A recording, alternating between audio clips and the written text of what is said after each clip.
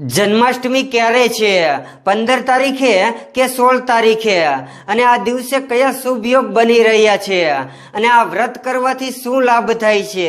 જન્માષ્ટમી કૃષ્ણ પક્ષની આઠમના દિવસે મનાવવામાં આવશે. આ વર્ષે કૃષ્ણ પક્ષની આઠમ 15 ઓગસ્ટના રોજ રાત્રે 11:49 શરૂ થશે અને 16 ઓગસ્ટના રોજ 9:34 સમાપ્ત થશે.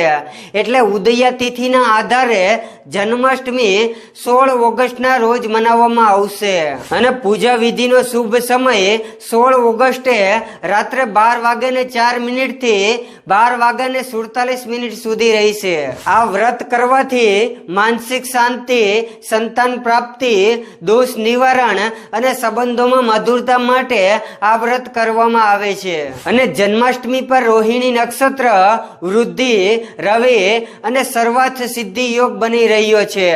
અને પૂજામાં પંચામૃત અને માખણ મિશ્રીનો ઉપયોગ બધા જ લોકોએ જરૂર કરવો જોઈએ. અને કમેન્ટમાં જય શ્રી કૃષ્ણ લખવાનું ન ભૂલતા. જય શ્રી કૃષ્ણ.